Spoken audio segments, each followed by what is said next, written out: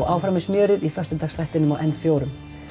Nú komið að þeim tíðindum, gleðifréttum að kvennaathvarf Norðurlands að fara að opna og þær eru komnar til mín Signý Valdimarsdóttir, félagsráðgjafi og verkefnastjóri kvennaathvarfsins og Guðrún Kristín Blöndal, teymisstjóri Bjarmahlíðar. Já.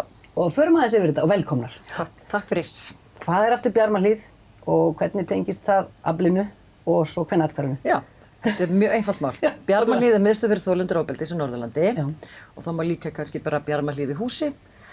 Og í húsinu herbergi sem alls konar úrræði. Úrræðin til dæmis eru aflið, lögreglan, lagfræðingar, félagsráðgjafar og nú nýjasta viðbótin, kvennaathvarfi. Og það náttúrulega, það rekið að kvennaathvarfi, samtökum með kvennaathvarf sem hafa rekið athvarfi í Reykjavík í áratugi. En við erum samt svona í þessu samvinnuverkefni, þannig að við erum að pússa þetta til saman. Til hamingju með þetta. Síðastur á komst inn mín, sem kannski 1,5–2 mánuði síðan, þá langaði þið svo að segja, en þetta var ekki orðið svona staðfest, opinbert pottþétt, þannig að þú hélst í þér bara. Já, það bara, þetta snýst allt þegar það búið að skrifa undir og maður veit að maður búin að fá peningana, og nú þetta þá gerast hlutirnir og þá má maður fara hrópa á hverju götuhorni. Já, nú hrópum við bara hátt og snjallt. Og Signý, þú ert að fara að flytja frá Húsavík til að taka við þessu starfi. Velkomin. Og hvað í gangi núna akkurat kannski? Núna erum við bara að gera heimilið að heimili, eða húsnæðið. Við komum með húsnæði og erum bara mublaða upp og mála og gera þetta bara eins heimilislegt og við getum til að við séum tilbúin að taka á móti konum 28.8. 28. ágúst, það bara styttist í það. Já. Og eru þið bara með penslana á lofti og sparslispaðana? Já, nánast, ekki alveg kannski penslana, en svona en kannski litapalettuna? Já, algjörlega. Og eru þið að fá þetta gefins eða eru þið að kaupa nýtt eða hvernig það?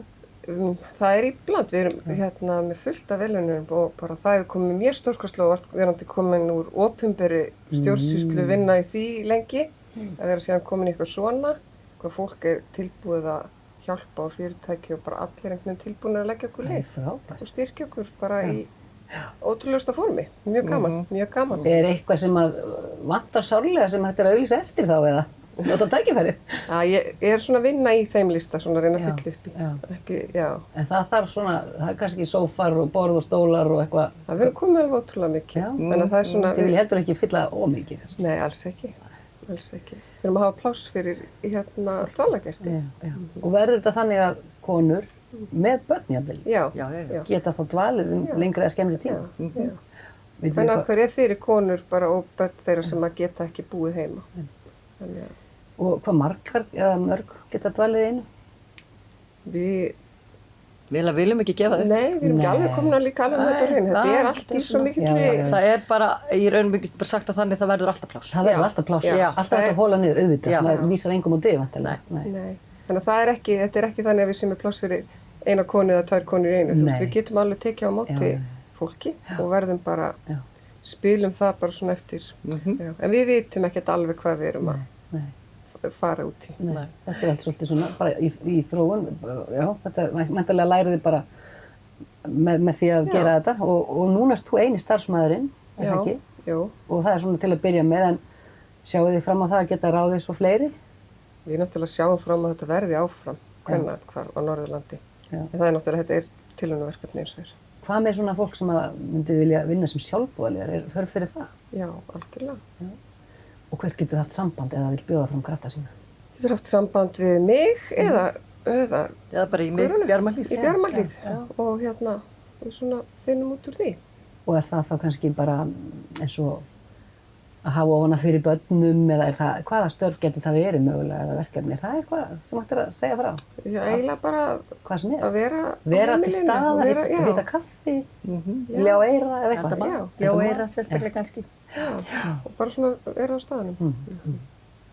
En núna er það þannig að fólk hringir í símanúmer kvennaathvarfsins í Reykjavík sem er eitthvað númer sem að við getum 4, 6, Nei, 5 eitthvað. Já, ég meina það. Maður googlar það bara. Þessu 28.8. þá kemur nýtt númer. Já, þá verðum við með okkar símanúmer en svo verður þetta. Þetta er náttúrulega, verður þetta bara allt unnið saman. En ég held að, já.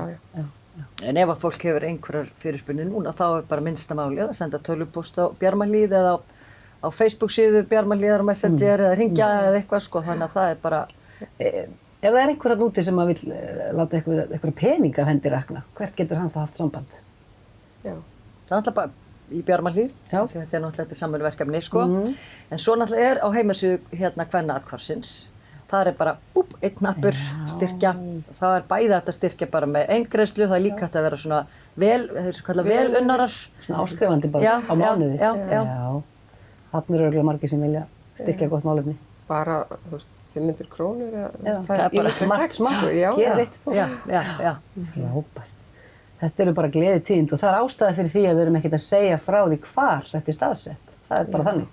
Nei, það er eins og í Reykjavík að vita flestir hvar er staðsett, skiljum mig. En í símaskrána er bara að gefa upp símanum er svo bara hringt. Og það er einmitt svolítið hérna, eitt sem ég vil koma þess inn á er sko að í hugum margra þeirra sér fyrir sér Kvennaathvarf, sjá fyrir sér grátandi konu með glóðurauga og haldandi barn og bangsa, skilurðu, bankandi upp á. Þetta er nú ekki endilega alltaf þannig. Það er mjög oft þannig að konur koma í viðtal. Þess að þeir eru svona viðra sínar aðstæður. Og þá fá það kannski lánaða svolítið dómgrendin okkar. Þessi við getum svolítið metið í samráði við þær. Það er kannski ekki alveg nóg gott, vilt ekki bara koma, skilurðu mig þannig. Og náttúrulega mikilvægast er að þú veist, þegar konur ætla að taka þetta skref, þá er það algjörlega þeirra forsendum. Það er enginn að fara að segja þeim að gera eitt en eitt. Þannig að hérna, og að auki, náttúrulega sér maður fyrir sig alltaf líkamlegt ofbeldi.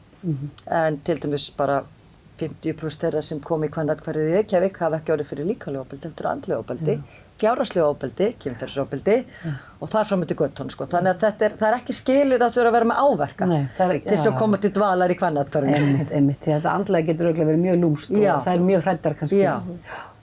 Það er ekki síður alvarlegt.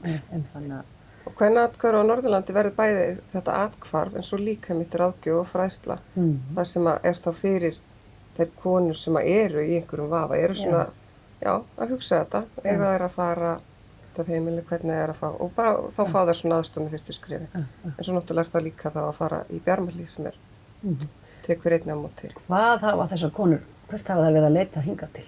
Bara suður? Það er alltaf gangur því svo sem. Eða í Bjarmalíð? Já, en við náttúrulega hefum ekki verið með neina aðstöð, en við höfum verið að leigja Airbnb íbúðir. Við grunum bara að konur hafi ekki verið að leita neitt að því úrræði hefur ekki verið til staðar. Þannig að það að koma sér út á heimilinu það er þá bara sko, svona einstaka sem að fara alla þá leið að reyna að fá aðstöð, en þegar aðstöðan er ekki eða úrræði þá hefur náttúrulega ekki til að leita. Og svo er tengingi við Kvennaathvarf og Bjarmalíð svo dásamlega að því leyti að í Bjarmalíð tökum við boltanum þegar rykið hefur aðeins sest og bara hver er næstu skref, hvað vantar inn? Eigum við að finna íbúð, félagsþjónustan er ofboðslega öflug í að greiða tryggingagjaldið og hlutaleigu og svoleiðis, sko, þannig að við erum ekki bara að segja að við grípum fólk, við gerum það. Og það er bara... Það lítur að vera mjög mikils virði. Já, það er það og þess vegna verður að vera svo mikilvægt að það er ekki bara í orði, heldur líka á borði, sko. Þetta eru frábæri lokaorð. Eitthvað sem þeir eru að brenna inni með sem ykkur langar að segja. Það er ekki bara komið. Sem bara komið. Bara kærar þakkir fyrir komin í föstudagsþáttinn og til hamingju Ísland með nýtt Kvennaathvarf. Takk fyrir.